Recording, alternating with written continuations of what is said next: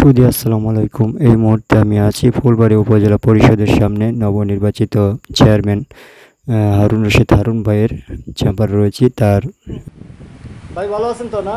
আচ্ছা, আলহামদুলিল্লাহ। অনেকদিন পর আপনি যেহেতু এই আমাদের উপজেলা চেয়ারম্যান হয়েছেন, সুযোগ্য চেয়ারম্যান হয়েছেন, সবার কাছে দুর্নীতিমুক্ত হবে ফুলবাড়ি আমরা আশা করছি। এই ব্যাপারে আপনি যে চেয়ারম্যান হয়েছেন জনগণের বুড়ে,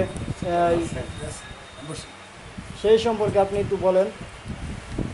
ধন্যবাদ আপনাকে STV নিউজকে। বিগত 29শে মে উপজেলা পরিষদ নির্বাচনে ফুলবাড়ির জনগণ আমাকে বিপুল ভোটের ব্যবধানে উপজেলা চেয়ারম্যান নির্বাচিত করেছে। আমি ফুলবাড়িকে একটি স্মার্ট উপজেলা হিসেবে গড়ে তুলতে চাই এবং জনগণের সেবায় আমি কাজ করতে চাই, এইটুকুই আমার বক্তব্য। জননেত্রী শেখ হাসিনা আপনাকে এই যে ভালোবেসে যে একটা দিয়েছিল, কিন্তু সেজন্য আপনি জননেত্রী শেখ হাসিনার ব্যাপারে কিছু বলেন।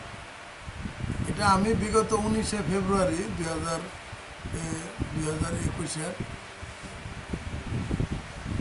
আওয়ামী লীগের সাধারণ সম্পাদক আমাকে মাননীয় প্রধানমন্ত্রী কেন্দ্রীয় আওয়ামী লীগ এটা আমাকে দায়িত্ব দিয়েছে।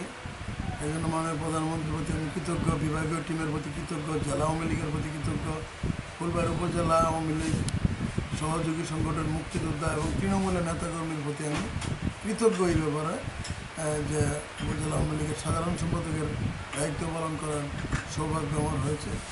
তৃণমূল পর্যায়ে কাজ করে সংগঠনকে একটি গতিশীল, একটি স্মার্ট আওয়ামী লীগ গড়ে তুলতে চাই। এটাই আমার অঙ্গীকার এবং নেতৃত্বের প্রতি আমি আজীবন কৃতজ্ঞ। ধন্যবাদ ভাই। ধন্যবাদ। জয় বাংলা।